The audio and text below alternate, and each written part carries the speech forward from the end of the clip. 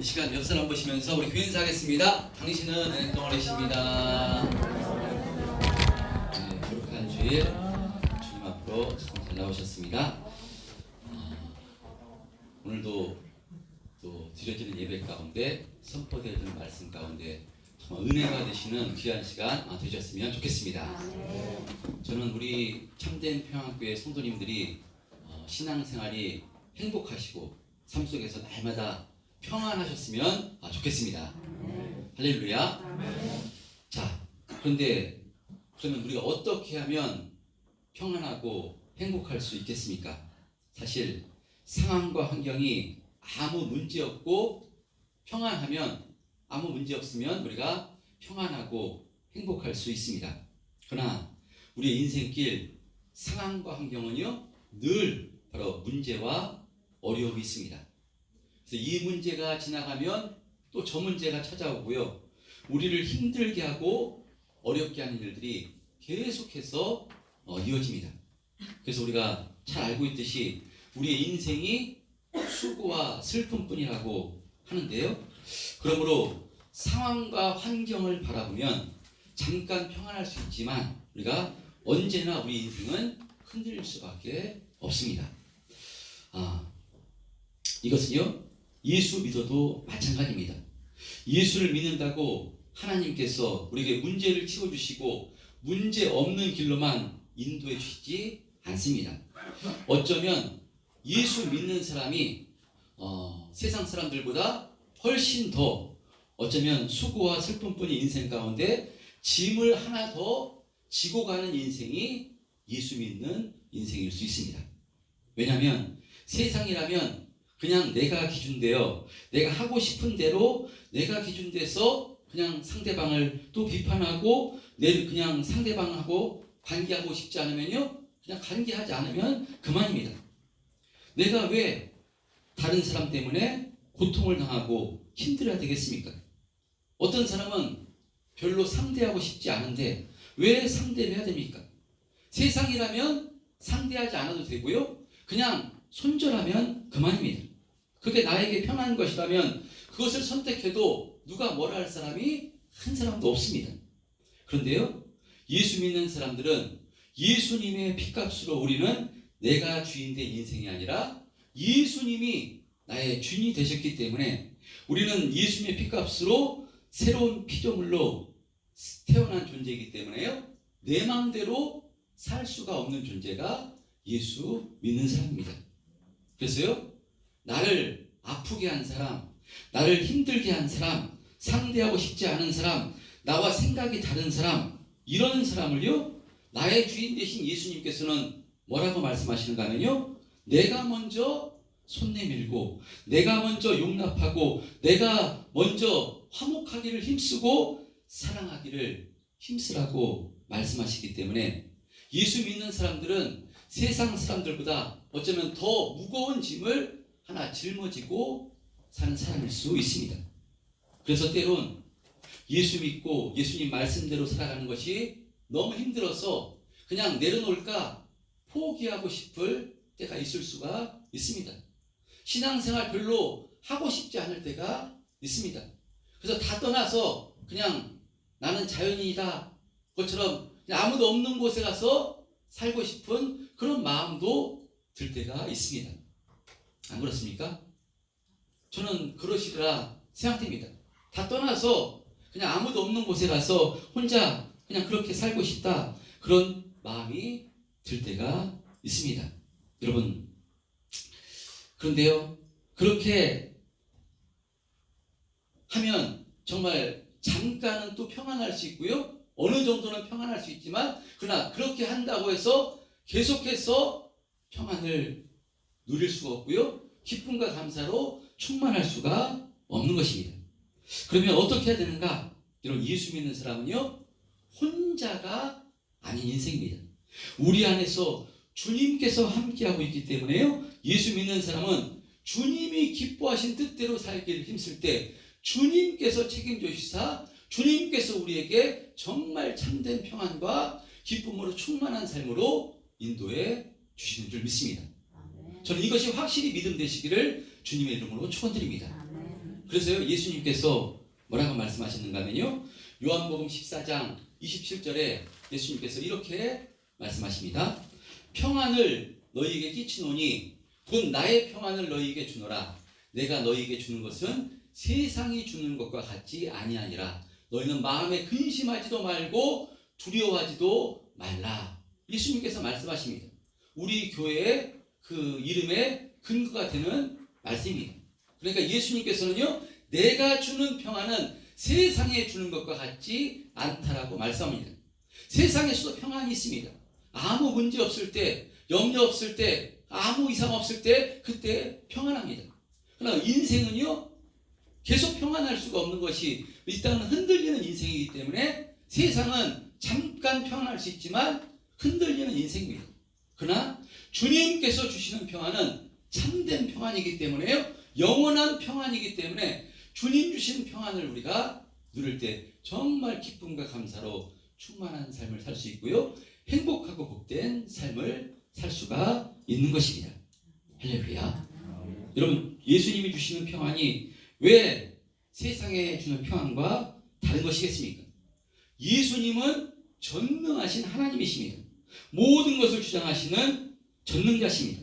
그래서 우리 인간의 생각을 뛰어넘고 모든 것을 하실 수 있는 하나님이십니다. 그래서 예수님 뜻대로 살기를 힘쓰면요 예수님께서 모든 것을 주장해 주셔서 우리에게 이 참된 평안으로 인도해 주시는 것입니다. 이미 예수님께서 2000년 전에 십자가에서 이와 같은 평안을 이와 같은 행복을 우리에게 허락해 주시고요 이제 성령을 통해서 날마다 우리에게 이와 같은 은혜를 허락해 주시고 있는 것입니다. 그래서 우리는요 그리스도 예수 안에 붙어있기만 하면 포도나무와 가지의 비유처럼 예수님께 붙어있기를 힘쓰기만 하면 포도나무이신 예수님께서 우리를 지켜 보이셔서요 풍성한 열매를 맺게 해주시고요 복된 삶으로 날마다 인도해 주시는 줄 믿습니다. 여러분 그래서 제가 지난 주일에 어떤 말씀을 드렸는가 하면요 신앙은 선택이다 라고 말씀을 드렸습니다.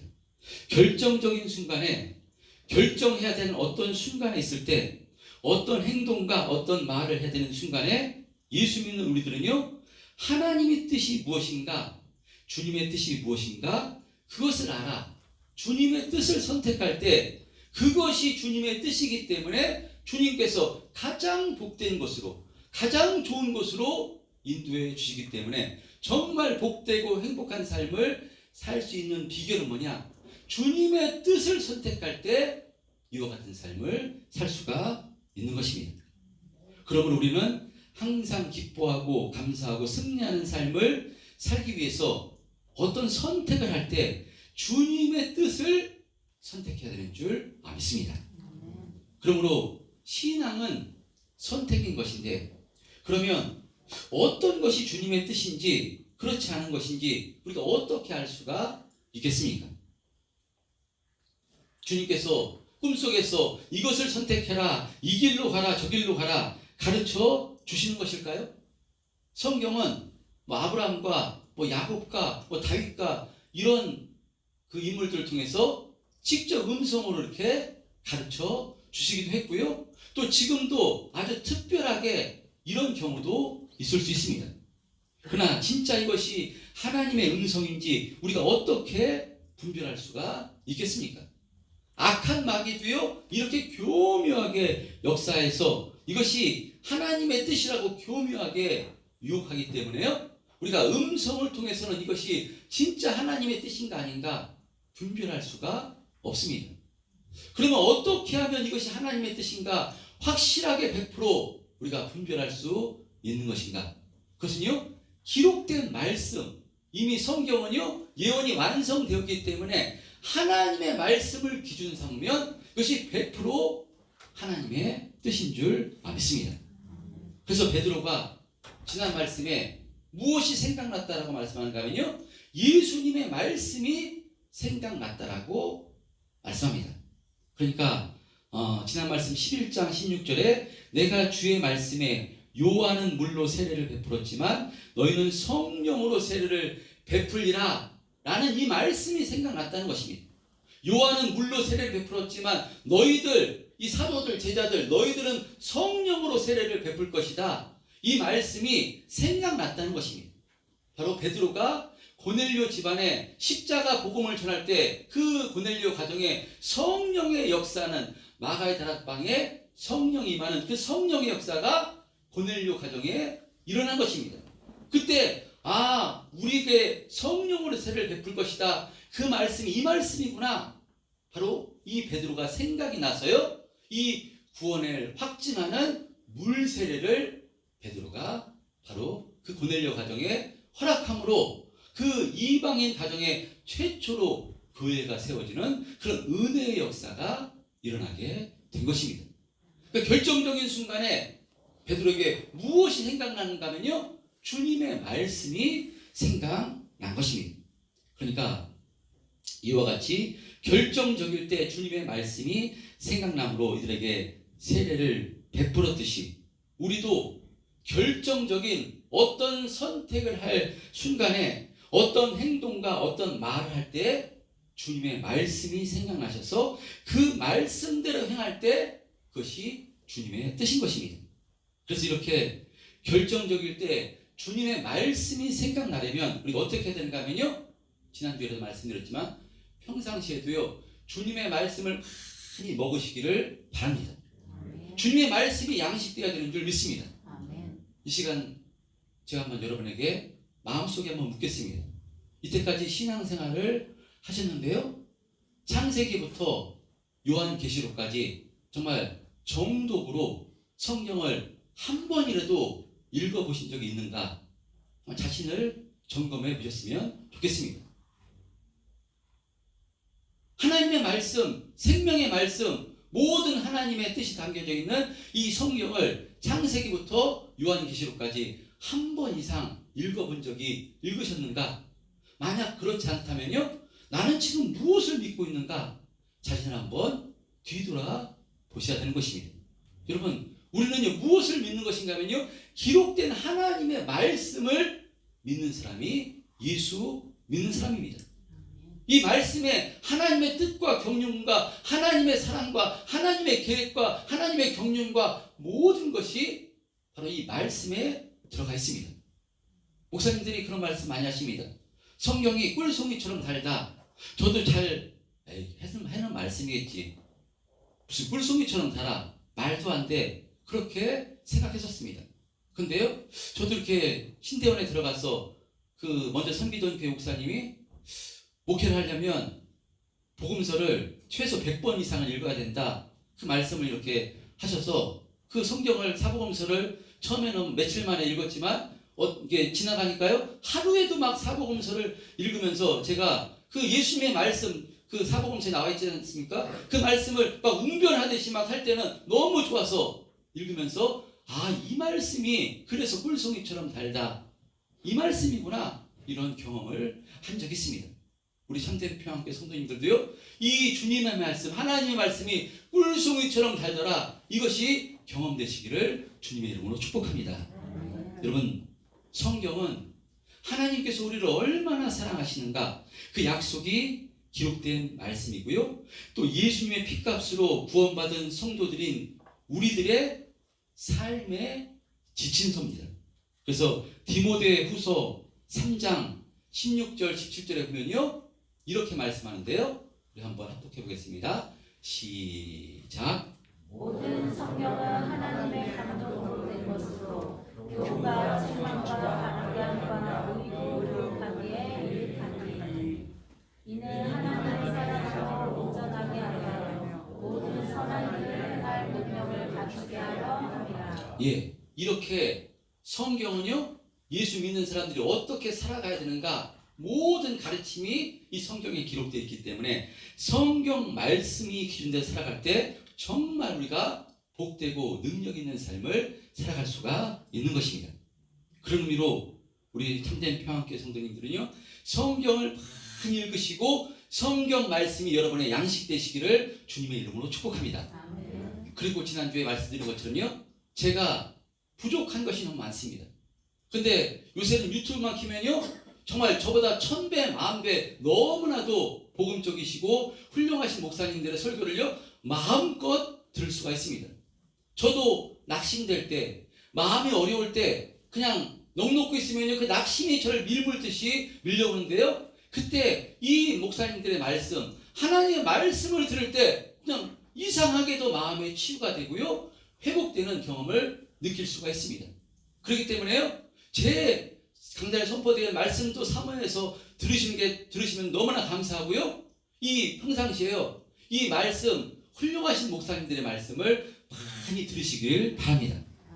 대표적으로 한경직 목사님, 옥하는 목사님, 하용조 목사님, 이재철 목사님, 이찬수 목사님, 이런 목사님들의 설교를 들으면요, 영이 회복되고요, 우리 신앙생활에 정말 힘이 되는 말씀이기 때문에 이 말씀을 많이 들으셨어요. 그러니까 결정적인 어떤 선택을 할 때, 어떤 마음에 그 문제가 있을 때 이 말씀이 기억나심으로 이 말씀이 기준돼서 행하신다면요, 반드시 주님께서 은혜를 베풀으시고요, 회복되는 역사와 함께 기쁨과 감사로 충만케 되는 은혜가 주어지게 될 줄 믿습니다. 아멘. 여러분, 그래서요, 신앙은 무엇인가면요, 신앙은 해석하는 겁니다. 신앙은 해석입니다. 우리가 똑같은 상황과 환경을 봐도요, 어떻게 해석하느냐, 그 해석에 따라서 결과가 달라집니다. 우리들이 너무나 잘 알고 있는 출애굽의 말씀, 출애굽할 때 이스라엘 백성들이 이제 가나안에 정탐꾼을 보냅니다.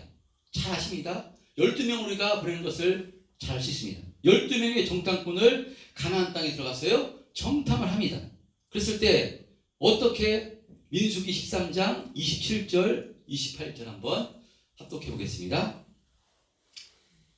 시작. 모세에게 말하여 이르되 당신이 우리를 보낸 땅에 간즉 과연 그 땅에 젖과 꿀이 흐르는데 이것은 그 땅의 과일이니이다. 그러나 그 땅 거주민은 강하고 성읍은 견고하고 힘이 클 뿐 아니라 거기서 아낙 자손을 보았으며, 12명의 정탐꾼이 들어갔어요. 똑같은 것을 봤습니다. 그러니까 그 땅에 들어가니까 정말 그 땅이 하나님 말씀대로 젖과 꿀이 흐르는 땅이라서요, 정말 열매가 풍성하고 그런 것을 볼게요. 아주 좋은 땅임을 봤고요. 또 거기 사는 사람도 키도 크고 엄청난 군사력을 가졌음을 그들이 확인했습니다. 똑같은 것을 12명이 봤습니다. 그런데 10명의 정탐꾼은 해석을 부정적으로 해석합니다. 가나안 땅, 젖과 꿀이 흐르는 땅이지만 그들의 군사력이 강해서 우리들 힘으로는 그 땅을 점령할 수 없다. 그들에 비하면, 아낙 자손에 비하면 우리는 메뚜기다. 우리 힘으로는 안 된다. 라고 이렇게 부정적인 해석이 나왔던 것입니다. 그러나 우리가 잘 알듯이요, 여호수아와 갈렙은 그 해석의 중심이 무엇인가 하면요, 하나님의 말씀이었습니다. 그래서요, 이 여호수아와 갈렙은 부정적인 해석을 하는 것이 아니라 우리가 곧 올라가서 그 땅을 취하여 능히 이기리라 라고 이렇게 말합니다. 똑같은 것을 봤습니다. 12명이 똑같은 것을 봤는데 10명의 정탐꾼은 부정적인 해석을 했습니다. 안 된다는 것입니다. 메뚜기라는 것입니다. 거기에 비하면 우린 죽는다. 부정적인 해석을 했습니다. 왜 부정적인 해석을 했는가 하면요, 그들은 해석하기를 눈에 보이는 환경을 주목해서 자기 생각으로, 자기 기준으로 해석을 하니까 부정적인 해석이 나올 수밖에 없었습니다. 그러나 여호수아와 갈렙은요, 똑같은 것을 봤는데 그 해석이 자기 그 환경이 아니라, 자기 생각이 아니라 하나님의 말씀이 기준이었습니다. 하나님께서 가나안 땅으로 반드시 인도해 주시겠다고 약속을 하셨기 때문에 애굽의 바로를 10가지 재앙을 내려서 항복시키시고 홍해바다를 가르셔서 여기까지 인도하셨기 때문에 하나님 믿고 의지하고 나가면 그 아낙 자손이 있어도 그들은 우리의 밥이다. 우리는 이길 수 있다. 바로 이런 해석을 한 것입니다. 그런데 백성들은 누구의 해석에 동조를 하는가 하면요, 부정적인 10명의 정탐꾼의 해석에 동조합니다. 그래서 민수기 14장 1절 이하에 보면요, 이들은 밤새 소리를 높여 소리 높여 지르며 밤새도록 통곡하였다라고 말씀합니다. 왜 통곡하느냐? 여기까지 데리고 와서 2절에 보면요, 여기까지 데리고 와서 이 광야에서 왜 죽게 만드냐? 차라리 애굽에서 죽게 만들지 여기까지 왜 데려와서 죽게 만드냐고 모세를 향해서 원망을 쏟아 놓았던 것입니다. 그러니까요, 백성들도 부정적인 해석을 한 10명의 정탐꾼의 말을 듣고 부정적인 원망을 쏟아내고 있는 것입니다. 그 결과 어떻게 됩니까? 우리가 잘 알고 있듯이 10하루길입니다. 광야에서 그냥 천천히 가도 한 달이면 들어갈 길을 이스라엘 백성들은 광야에서 40년 뺑뺑이를 돕니다. 그리고 40년 후에 들어가는데요, 그런데 그 부정적이랬던 60만 명 중에 들어간 사람은 딱 2명입니다. 전부 다 광야에서 유리하다가 훈련받다가 광야에서 적과 꿀이 흐르는 그 가나안 땅 경험해 보지도 못하고 광야에서 전부 다 죽게 되는 것을 보게 됩니다. 오직 긍정적인 해석을 했던 여호수아와 갈렙만이 가나안 땅에 들어간 것을 우리가 잘 알고 있습니다. 여러분, 이처럼요, 무엇이 중요한가 하면요, 해석이 중요합니다. 어떤 해석을 하느냐에 따라서 죽느냐 사느냐, 이 땅에서 복된 삶을 사느냐, 그렇지 않고 광야의 삶을 사느냐, 이것이 결정이 됩니다. 저는 우리 참된 평화의 성도님들이 해석을 잘 하셨으면 좋겠습니다. 그리고 모든 해석의 중심은요, 하나님의 말씀이 해석의 중심이 되어야 됩니다. 세상 사람들은 하나님의 말씀을 모르기 때문에 자기가 중심되어 자기 경험과 자기 이론으로 자신의 생각으로 해석을 합니다. 그래서요, 말씀이 없는 사람은 이 땅에서 아무리 부자이고 아무리 서울대학을 나오고 똑똑하고 세상 권세를 가지고 누리며 산다 할지라도요, 그 결과는 지옥입니다. 잠시 생겼다 사라지는 바로 안개와 같은 우리의 인생길입니다. 잠깐 잘 먹고 잠깐 잘 살고 잠깐 권세를 누려봤자요, 그거 잠깐이고요, 그 결과는 비참한 최후로 끝나는 것이 바로 예수 믿지 않는 세상 사람들입니다. 허무한 인생입니다. 그러나 하나님의 말씀을 가진 자, 예수 믿는 자는 다른 것입니다. 이 땅에서 부족하고 연약하여 때론 가난하고 궁핍하고 육체의 질병으로 아픔을 당하고 비천한 삶을 산다 할지라도요, 하나님의 약속이신 예수 그리스도 안에 있는 자는요, 그 결과는 영원한 생명이고 영원한 축복인 하나님 나라 천국에서 영원한 안식을 누리며 살게 될 것이기 때문에요, 예수 믿는 자가 가장 축복된 삶입니다. 할렐루야. 이것을 어떻게 확신할 수 있느냐? 성경을 통해서 하나님께서 이것을 약속하셨기 때문입니다. 그래서 예수 믿는 자가 참으로 복된 사람입니다. 그런데요, 여러분, 예수를 믿는데도 그 사람 가운데 말씀이 중심되어 있지 않고 말씀이 기준되어 있지 않으면 부정적인 해석을 할 수가 있는 것입니다. 이스라엘 백성들도 하나님의 택한 백성이었고 출애굽을 경험한 인생이었습니다. 그런데 어리석게도 상황과 환경을 보고 하나님 말씀이 아니라 자신들의 감정과 생각이 중심될 때 부정적인 해석을 하고요, 부정적인 말을 하게 되므로 그들이 비참한 삶을 살게 되었던 것입니다. 여러분, 우리도 마찬가지입니다. 그러므로 저와 여러분들도요, 절대로 내가 기준돼서 내 경험과 이론이 기준돼서 부정적인 해석을 해서는 안 되는 줄 믿습니다. 부모가 부정적이면요, 그 자식까지도 부정적인 영향을 받게 됩니다. 교회에서도 리더들이 부정적이면, 저와 같은 목사가 부정적이면요, 성도들도 그 영향을 당연히 받게 된 것입니다.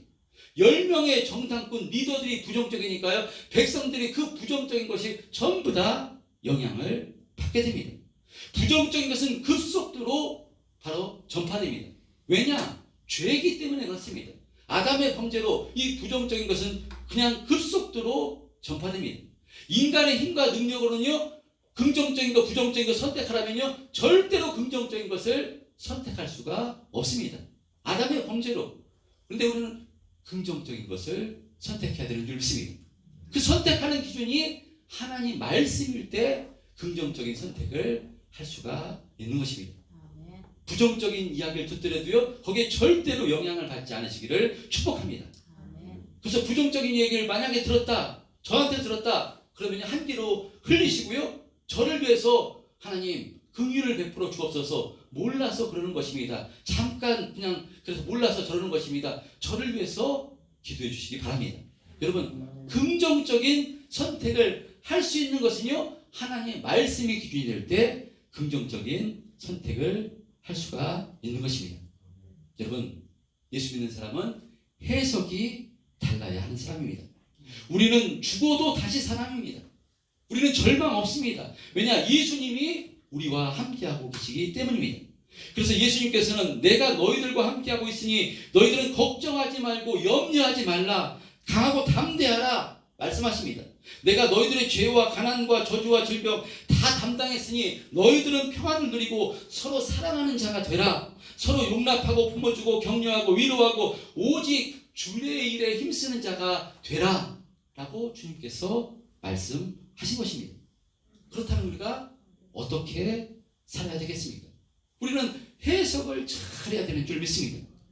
만약에 우리 생각에 부정적인 생각이 들고요, 형제를 향해서 공동체를 향해서 또 불만이 생기고 원망스러운 마음이 생길 때, 그것이 우리는 하나님의 말씀이 기준이 돼서, 그것은요, 그런 말씀을 하신 적이 없기 때문에 그 마음을 되돌리시기를 바랍니다.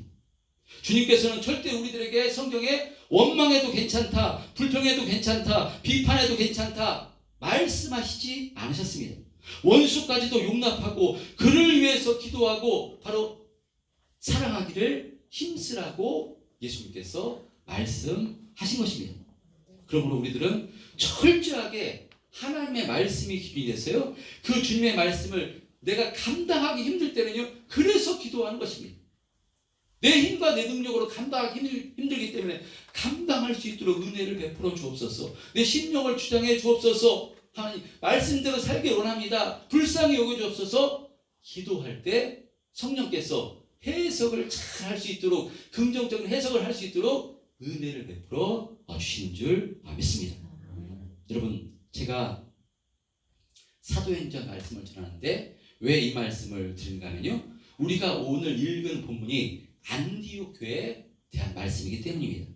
안디옥 교회는요, 이방 땅에 최초로 세워진 이방 교회입니다.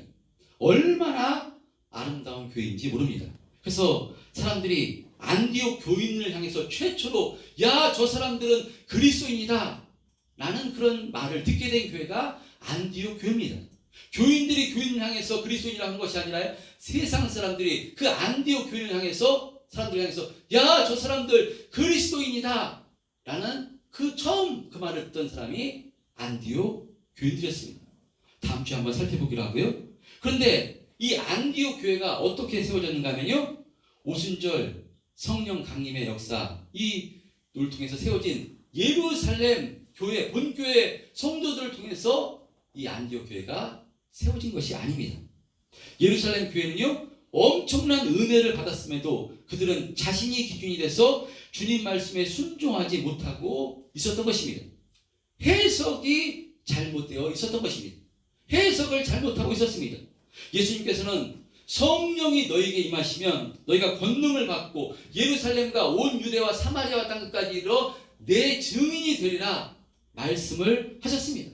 그럼 성령 받았습니다. 그렇다면 땅끝 어디겠습니까? 예루살렘, 온 유대와 사마리아와 예루살렘과 땅끝 어디겠습니까? 땅끝은요, 이방 땅입니다. 이방인입니다.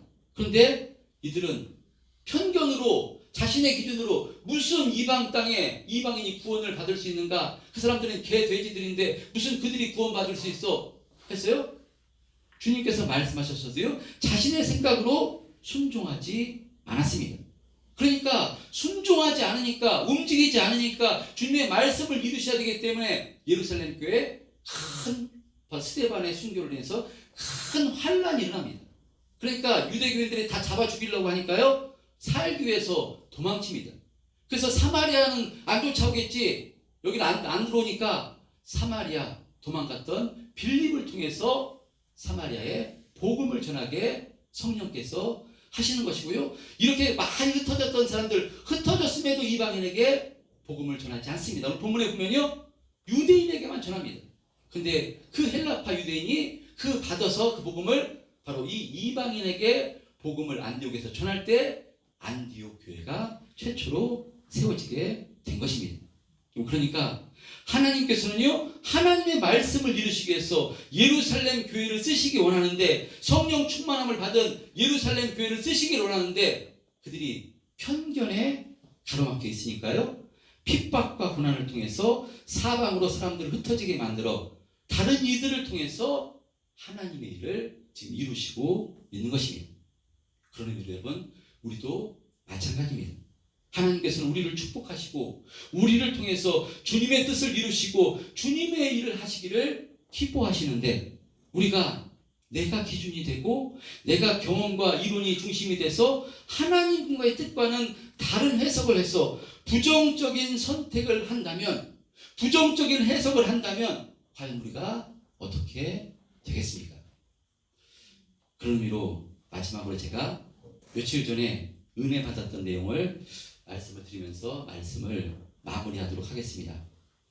어떤 목사님이 설교 중에 이렇게 예화를 든 내용인데요, 이 목사님이 자신이 평신도일 때 교회에서 주일학교 교사를 했는데요, 주일학교 교사를 했는데 수련회에 가서 한 학생이 물놀이를 하다가 사망하는 사고가 일어나는데, 이 일로 인해서 그 자녀의 부모님이 권사님이었고 남편 집사님이었는데요, 그 일로 인해서 교회가 엄청난 고통을 당했다는 것입니다.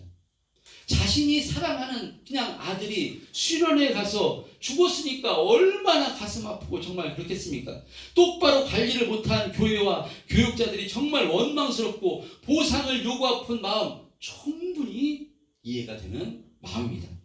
그런데 이 목사님은 자신이 목회하면서 자신의 교회에서도 정말 있어서는 안 되는 일, 주일학교 수련회에서 초등학생이 숨지는 사고가 일어나게 된 것입니다.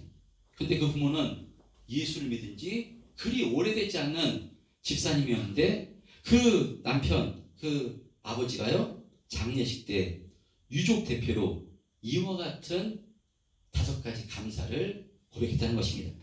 제가 한번 읽어드리겠습니다.